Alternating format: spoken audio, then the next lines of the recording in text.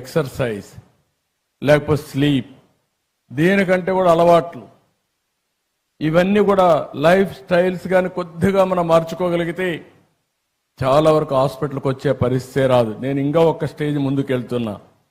మీరు తినే ఫుడ్ కూడా నేచురల్ ఫుడ్ ఉండాలని ప్రపంచంలోనే నేచురల్ ఫార్మింగ్ నెంబర్ 1 ఏ రాష్ట్రం అంటే దానికి చిరునామాగా ఆంధ్రప్రదేశ్ తయారు చేస్తున్నాం. ఒకసారి నేచురల్ ఫుడ్ వచ్చినప్పుడు నేను మాటల్లో చెప్పడం లేదు, టెక్నాలజీ వల్ల ట్రేసబిలిటీకి వస్తున్నాం. అంటే నువ్వు తినే ఫుడ్ ఒకసారి క్యూఆర్ కోడ్లో స్కాన్ చేసుకుంటే ఏ ఫామ్ నుంచి వచ్చింది, ఏం ప్రాసెస్ ఉపయోగించారు, ఎవ్రీథింగ్ డీటెయిల్స్ ఉంటాయి. దానికి ప్రూఫ్ ఆఫ్ కాన్సెప్ట్ కింద సర్టిఫికేషన్ ఉంటుంది.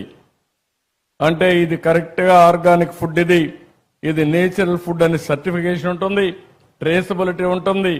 దీన్ని కూడా ప్రమోట్ చేసే పరిస్థితికి వచ్చాం. రెండోది, మనం వాడే పీల్చే గాలి, అందరం కూడా కలుషితమైన వాతావరణంలో బ్రతుకుతున్నాం. అందుకే ప్రధానమంత్రి గారు అన్నారు 500 గిగాబిట్ గ్రీన్ ఎనర్జీకి ముందుకు పోతున్నామని.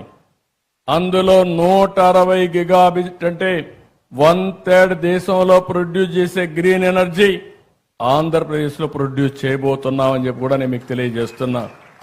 దీనివల్ల లాభాలు ఏమిటని మీరు ఆలోచిస్తే, ప్రతి ఒక్క ఇల్లు ఇంటిపైన సోలార్ ఉత్పత్తి చేసుకునే పరిస్థితి వస్తుంది. దానిపైన మా గ్రిడ్ అంతా కూడా డిమాండ్ సప్లై కింద పనిచేస్తాం. పేదవాళ్ళకి ఇది ఎంతో ఉపయోగపడుతుంది. కరెంటు ఛార్జీలు కట్టే పని ఉండదు. ఒకవేళ అదనంగా కరెంటు ఉత్పత్తి చేస్తే మీరు గ్రిడ్కి ఇవ్వచ్చు.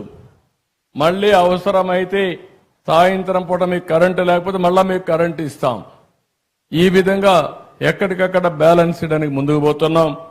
నా ఆలోచన ఒకటే, వీలైనంత తొందరలో పెట్రోల్ డీజిల్ వాడకుండా ప్రతి ఒక్కరూ ఎలక్ట్రికల్ వెహికల్స్ వాడే రోజు రావాలని, మీ ఇంట్లోనే మీరు ఛార్జ్ చేసుకునే పరిస్థితి రావాలని చెప్పి మనస్ఫూర్తిగా ఆకాంక్షిస్తున్నా. దానికి కూడా శ్రీకారం చుడతాం. దీనివల్ల ఎయిర్ పొల్యూషన్ టోటల్గా కంట్రోల్ అయ్యే పరిస్థితి వస్తుంది. ఫుడ్ కంట్రోల్ చేయగలిగితే చాలా బెనిఫిట్స్ వస్తాయి.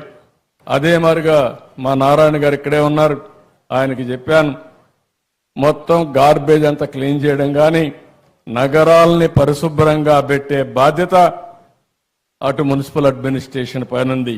అది సాలిడ్ వేస్ట్ మేనేజ్మెంట్ కావచ్చు, లిక్విడ్ వేస్ట్ మేనేజ్మెంట్ కావచ్చు, పరిశుభ్రత కావచ్చు. ఇవన్నీ చేయగలిగితే కిమ్స్ మీరు చూస్తే 25 ఏళ్ళు, హైదరాబాద్ మీరు చూస్తే 25 ఏళ్ళు. నేను ఆ రోజు ఐటీ గురించి మాట్లాడితే గతాళు చేశారు. తిండి పెడుతుందా అన్నారు.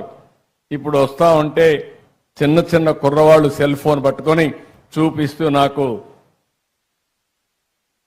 జేజేలు పలికే పరిస్థితికి వచ్చారు. అది చూసినప్పుడు నాకు అనిపిస్తుంది, నిన్నే మేము డిస్కస్ చేసాం మా కలెక్టర్స్ కాన్ఫరెన్స్ లో, మీరు ఏ ఆఫీసుకు పోయే పని లేకుండా వాట్సాప్ లోనే అన్ని సేవలు అందించే పరిస్థితి తీసుకొస్తున్నాం. నీకు ఏ సర్టిఫికేట్ కావాలన్నా, ఏ పని కావాలన్నా ఒక వాట్సాప్ ద్వారా, మీరు ఒక టెంపుల్కు పోవాలన్నా, ఒక ఎంఆర్ఓని సర్టిఫికేట్ తీసుకోవాలన్నా, ఒక సినిమాకి పోవాలన్నా, రేపు రాబోయే రోజుల్లో కిమ్స్ హాస్పిటల్లో బెడ్ బుక్ చేసుకోవాలన్నా వాట్సాప్ గ్రూప్లోనే బుక్ చేసుకునే పరిస్థితికి వస్తారు. అంటే మొట్టమొదటిసారిగా నేను ఆలోచించేది, గవర్నమెంట్ ఆలోచిస్తున్నా, ప్రైవేట్ సేవలు కూడా ఇంటిగ్రేట్ చేస్తే ఇంకా మీరు ఎక్కడికి పోయే పని లేదు, మీ ఫోన్ ద్వారానే అన్ని పనులు అయిపోయే పరిస్థితి వస్తుంది.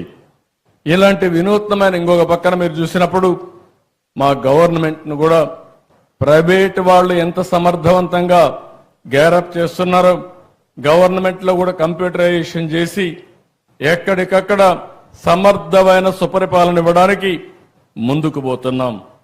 అందుకే నేను ఒక మాట చెప్పాను, నేను చేసే పని 2047 స్వర్ణాంధ్రప్రదేశ్.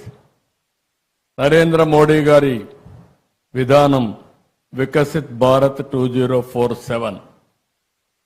స్వర్ణ ఆంధ్రప్రదేశ్ వికసిత్ భారత్కి అనుసంధానం చేసుకుంటూ ముందుకు పోవాల్సిన అవసరం ఉంది. అదే సమయంలో నేను ఒకటే ఆలోచిస్తున్నాను, వెల్తీ, హెల్తీ, హ్యాపీ సొసైటీ. ప్రతి ఒక్క వ్యక్తి డబ్బులుండాలి, ఆరోగ్యంగా ఉండాలి, ఆనందంగా ఉండాలి. అప్పుడే ఆరోగ్యం వస్తుంది, అప్పుడే ఆదాయం వస్తుంది. ఈ మూడు కూడా కలుపుకొని అలాంటి సమాజాన్ని క్రియేట్ చేయడం కోసం ముందుకు పోతున్నాం అని చెప్పి కూడా నేను మీకు తెలియజేస్తున్నా. అందుకనే ప్రభుత్వంలో కూడా మొత్తం డేటా తీసుకున్న తర్వాత మెడికల్ కాస్ట్ ఎట్ట తగ్గించాలని ఆలోచిస్తున్నాం. ఈరోజు పేద కుటుంబాలన్నీ చితికిపోతున్నాయి. ఓసారి బాధేస్తుంది, ఓసారి ఆరోగ్యం మాట్లాడుతున్నాం, ప్రోగ్రెస్ చూసి ఆనందపడుతున్నాం. ఓసారి ఒక్కొక్క పేషెంట్కి 60 లక్షలు, 70 లక్షలు, ₹1,00,00,000 మెడికల్ బిల్లు వచ్చే పరిస్థితి వస్తా ఉంది.